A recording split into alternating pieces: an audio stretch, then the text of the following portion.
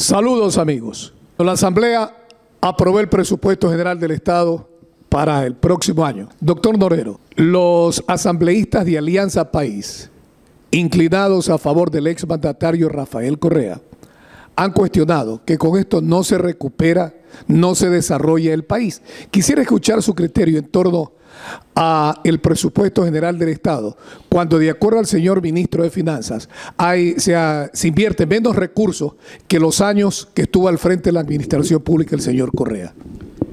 Yo creo, Víctor Hugo, que el presupuesto en cualquier estado es una herramienta fundamental de control y advierte además el presupuesto el manejo político-económico que se da en una nación que busca estabilidad, que busca reformas estructurales y el desarrollo de una nación. Ese presupuesto aprobado el día de ayer en segundo debate ha recibido críticas de propios y extraños, y opositores más que extraños.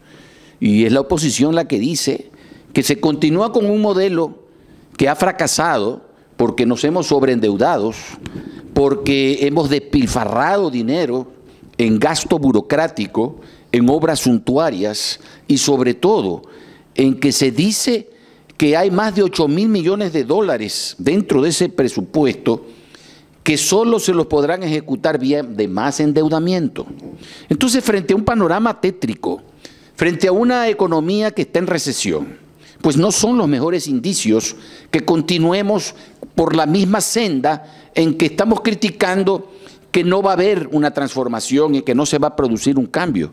Entonces, frente a eso, es obligación de que desde el propio gobierno se hayan marcado nuevas líneas de conducción a efectos de provocar que haya al menos confianza en la gestión. Pero ¿cómo va a hacérselo si quienes han elaborado ese presupuesto fueron los mismos actores del gobierno anterior que prácticamente el mismo presidente los ha criticado? Doctor Norero, pero ¿está en lo correcto el gobierno actual? Porque entendamos que está continuando con el modelo político y económico de Alianza País. O sea, ¿hasta dónde el soberano no entendió que si querían cambiar el modelo, debían designar a otra persona, pues administrador del Estado ecuatoriano, representante de la función ejecutiva? Pues Alianza País tenía un proyecto con Rafael Correa y continuaba con Lenín Moreno. Lo que hay es mayor apertura, dicen algunos expertos, con Lenín Moreno, lo que no se dio con el anterior régimen. A ver, yo creo que es importante porque el pueblo ecuatoriano, la gran mayoría, lamentablemente, no tiene una cultura política ni los conocimientos necesarios como para poder realmente intuir qué es esto del modelo económico. El modelo económico de la Revolución Ciudadana no es otro en donde el Estado es el gran promotor de las inversiones y el desarrollo del país. Modelo que tiene su razón de ser cuando dentro del Estado hay recursos como los que tuvimos casi los 10 años de la última década, por doquier, producto de los altos precios del petróleo. Pero cuando eso se acaba, cuando eso se reduce y de la manera drástica como ha pasado en el país, entonces nos quedamos desfinanciados. Y endeudarnos, esperando que vuelva a subir el precio del barril del petróleo, me parece que es una insensatez, una locura y una irresponsabilidad. No es que queremos que haya privatizaciones ni que volvamos a los modelos neoliberales o de capitalismo salvaje, no, de ninguna manera. Pero sí queremos que haya pragmatismo, queremos que haya la responsabilidad de administrar los recursos para de alguna manera no generar más gastos de los ingresos. Pues esto es algo del sentido común, que lo hace cualquier padre de familia en su casa. No puede endeudarse para despilfarrar y luego no tener con qué pagar. ¿Debe entonces aplicar la austeridad el gobierno de Lenín Moreno?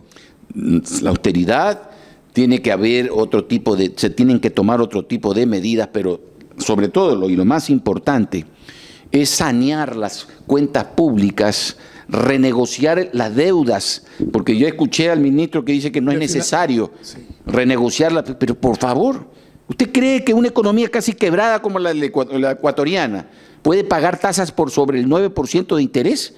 tener el alto riesgo país que tenemos por las incertidumbres que todos los días tenemos, por las medidas parches que se están tomando, pero porque necesitan recursos. Renegociar cuando hay condicionamientos que el régimen anterior dejó firmado, por ejemplo, con China, con Tailandia, etcétera, etcétera. Ayer analizamos ese tema, doctor. Vea, ese tema de China y Tailandia es gravísimo, porque allí al Ecuador se lo ha hipotecado hasta el 2024, en donde nos anclamos a un precio.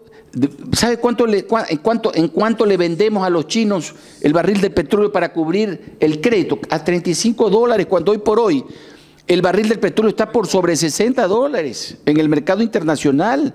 Esto es una verdadera traición a la patria. Y es por eso que tiene que responder el presidente Correa, tiene que responder el señor Arias, el señor Pastor, el señor Alvarado, el señor Alexis Mera, Capaya, y exigirles por qué razón ustedes, señores, le entregaron el petróleo ecuatoriano cuando está prohibido entregar en calidad de préstamo, como garantía de un préstamo, los recursos que están bajo la tierra. Eso es violatorio a la Constitución y la ley. Cualquier controversia la tenemos que resolver en Londres, renunciando a la soberanía. Han firmado contratos con cláusulas confidenciales como para que nadie se entere. Y ahora que la Contraloría lo quiere auditar, ustedes de manera sinvergüenza han desaparecido los contratos. Ustedes tienen que ser encarcelados, tienen que irse a la cárcel. Y lo que no puede ser es que el presidente Moreno en esto no exija una cirugía mayor, como él ha dicho. Tiene que conocerse qué pasó en Petroecuador, no solo con el tema de la venta a China a través del señor Nielsen Ario, en donde el señor Cadena y Peré fueron los grandes intermediarios y que han ganado mucha plata, pero también tiene que investigarse qué pasó con los préstamos hechos a China, préstamos que realmente nos han puesto la soga al cuello. Doctor, y que a los chinos ni a los tailandeses les interesa renegociar, lógico, por supuesto que no. Entonces, no estamos presionando demasiado con sus comentarios, con sus opiniones.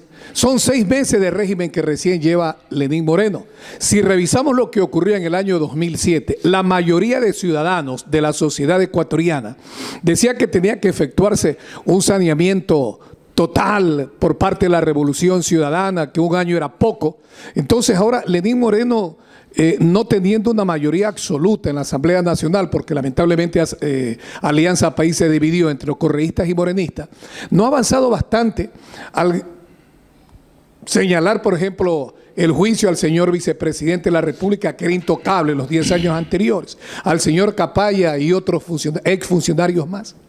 Vea, Víctor Hugo y amigos que nos escuchan y nos ven aquí por este canal digital. Si nuestro gobierno, con el presidente de la República, Moreno, quiere realmente dar un giro de 180 grados, actuar con honestidad, con ética, con responsabilidad ante el país, debería escucharlo al menos a Fernando Villavicencio y que cuente su verdad. Él escribió un libro, Ecuador Made in China, hace muchos años, en donde narró toda la trama esta de corrupción en Petroecuador. ¿Por qué no lo escucha? ¿Por qué lo sacaron al señor Ojeda, que comenzó a investigar y le cortaron la cabeza? Es decir, esto podría suponer que no quieren que se conozcan todavía, que no quieren que se conozca nada sobre este tema. O que hay todavía los vínculos de la administración anterior, que son los que están recibiendo centavos por cada barril de petróleo que se exporta y se entrega a estas grandes mafias internacionales. Y yo creo que había que exigirle al gobierno chino nos indique quiénes fueron los negociando de parte del gobierno de la República Popular China.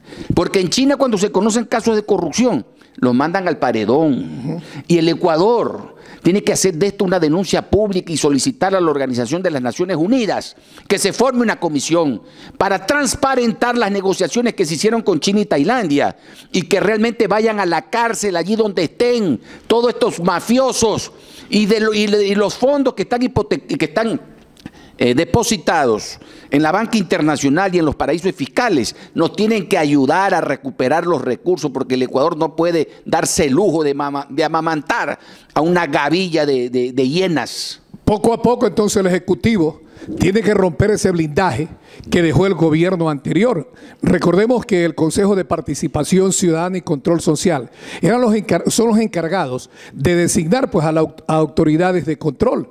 Y en el régimen anterior se designaron a las nuevas autoridades, el nuevo fiscal es de conocimiento general. Antes de ser el fiscal del Estado, ¿dónde laboraba, pues, mi estimado doctor? O vencemos a las mafias o las mafias nos vencen. Esa es la gran disyuntiva. Yo de mi parte voy a seguir luchando, aunque sea una voz que ara en el mar. Con una golondrina no se hace verano, pero tenemos que hacer conciencia, Víctor Hugo, y efectivamente, haber tenido un fiscal que fue ministro de Energía, que fue presidente de Petroecuador, significó para el país un retroceso. El presidente del Consejo Nacional de la Judicatura, ¿dónde laboraba? Que eso es lo que el expresidente Rafael Correa tiene que informarle al país. ¿Por qué? Porque mantuvo dentro de su equipo íntimo, personas que siendo afines al gobierno después las mandó a que formen los órganos de control. Eso significaba impunidad total y crear toda una estructura de una estructura vergonzosa de impunidad y de tapar todas las cosas que pudieran ser dolosas en Doctor Norero, le consulto, le pregunto, aprovechando que está ahora en el país el exmandatario Rafael Correa y que se va destapando esa olla de irregularidades, etcétera, etcétera, ¿qué debe hacer las autoridades correspondientes? ¿Se lo debe detener? ¿Se lo debe mantener en el país? ¿Se lo debe convocar, qué sé yo, a la función legislativa, alguna institución a Rafael Correa para tratar todos estos temas de irregularidad? Víctor Hugo, aquí estamos hablando de miles de millones de dólares. Ello que ha afectado. Eso significa que cualquiera puede contratar un sicario y hacer desaparecer a cualquiera que esté hablando demasiado. Así que vamos al corte.